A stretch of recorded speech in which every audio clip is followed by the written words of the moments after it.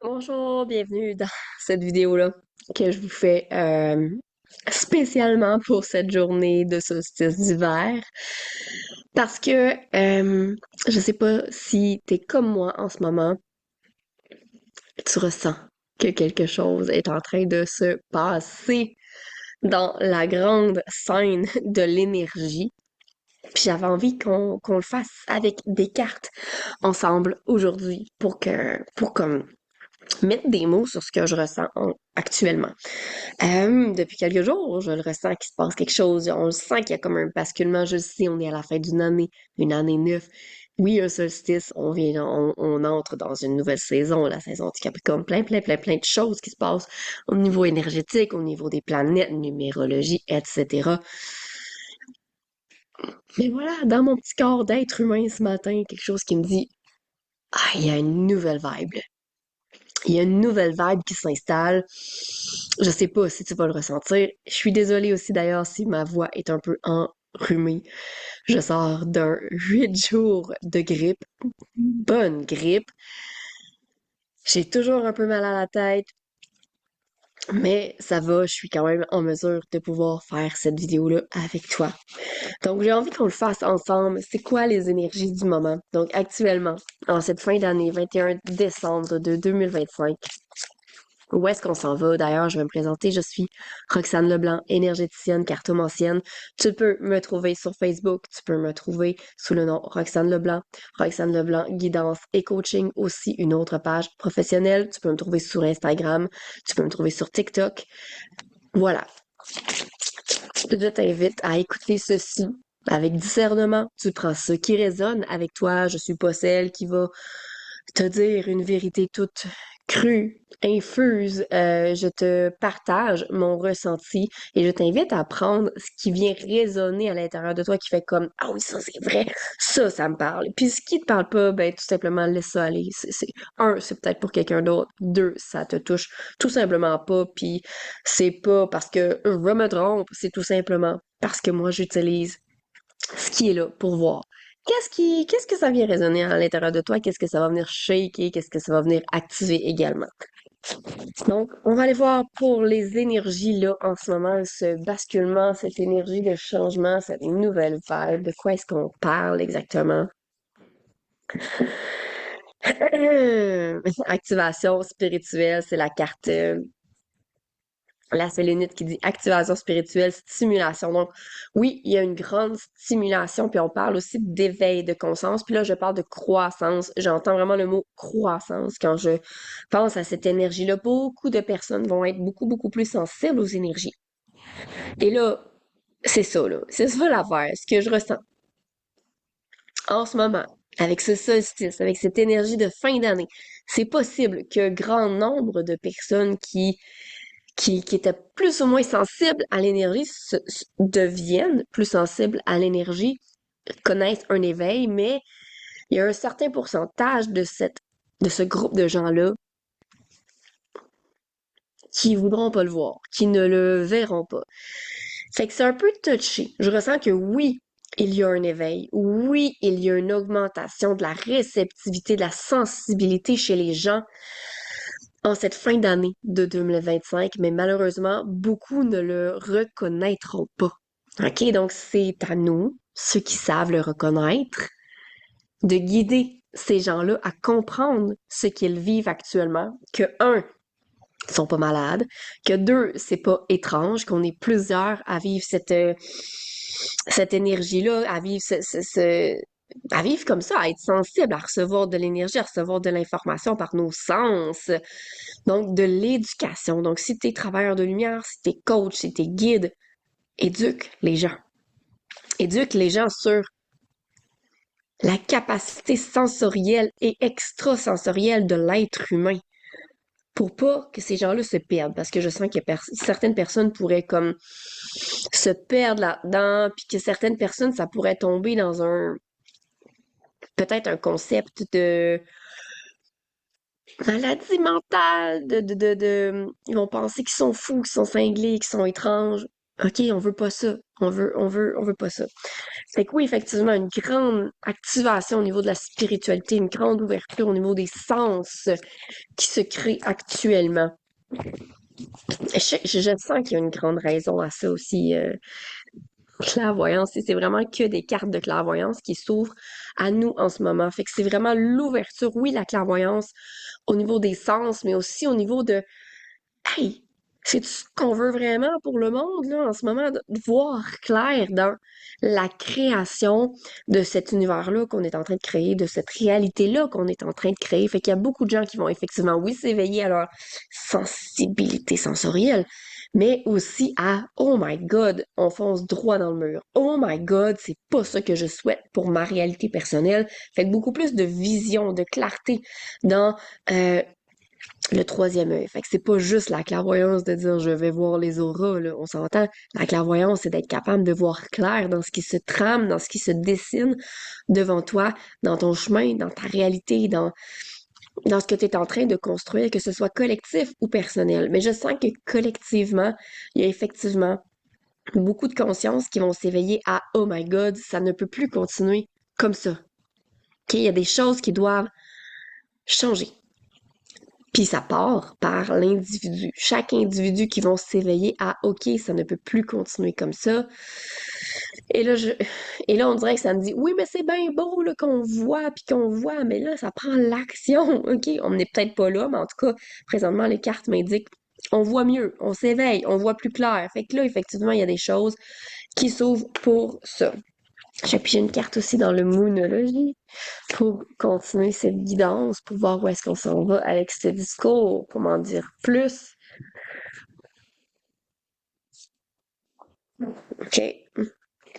On parle d'engagement, de s'engager dans quelque chose. Ce que tu veux voir changer, est-ce que tu es en train de réellement mettre la main à la pâte? Est-ce que tu es juste en train d'attendre que ça tombe du ciel? OK, c'est là qu'on est. C'est prendre conscience qu'il y a des changements qu'on veut voir arriver. Puis tu sais, on est tout un petit peu comme ça, hein, quand on parle du collectif, des systèmes, etc. Tu sais, ouais, on veut que ça change, on veut que ça change, mais tu sais, on dirait qu'on attend que ça tombe du ciel. Le changement ne sera pas tout seul. Malheureusement, le changement se fera pas tout seul. Ça prend des gens qui vont engager le changement. Ça va prendre des gens qui mettent les mains à la pâte pour ce genre de changement-là qu'on veut voir arriver. C'est un nouveau départ, OK? C'est ce qu'on ressent, effectivement, c'est ce que je ressens. Mais ce nouveau départ va demander une période très sombre, je le sens. Ça va être une période plus difficile, une période plus noire, une période plus... Tu sais, on demande le changement. Mais pour que le changement arrive, il y a quelque chose qui doit mourir. Puis c'est dans cette mort-là, il s'en vient. Ça risque d'être difficile pour certaines personnes. Ça risque d'être difficile pour certaines personnes de comprendre, de se sentir en sécurité. Beaucoup de gens vont comprendre ce qui se trame. Beaucoup de gens vont être dans dans la gratitude, dans l'amour inconditionnel de ce qui arrive. Mais beaucoup vont tomber dans la peur aussi. Beaucoup vont tomber dans le oh my God, je veux pas vivre ça.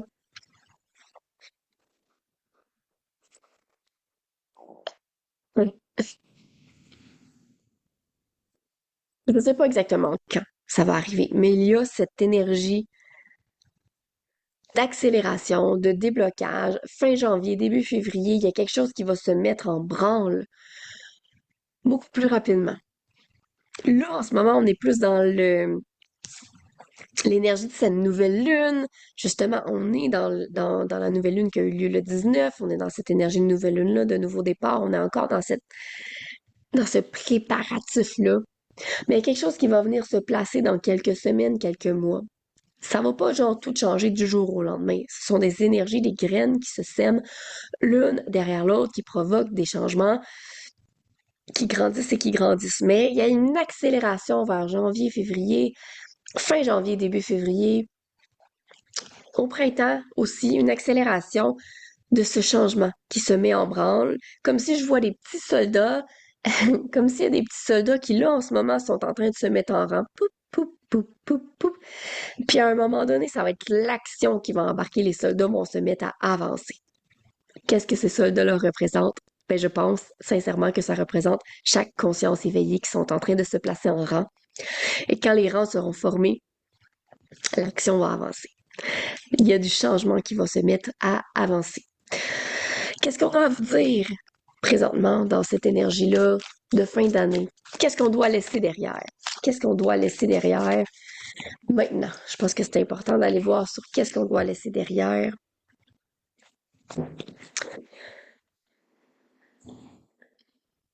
Qu'est-ce qu'on doit laisser derrière? On va parler du chakra de la couronne, en fait. Ça peut activer au niveau du chakra de la couronne, au niveau des peurs, au niveau des doutes. Euh, Ce qu'on doit laisser derrière en 2025, là, pour entamer 2026 du bon pied, on dirait qu'il y a des doutes injustifiés.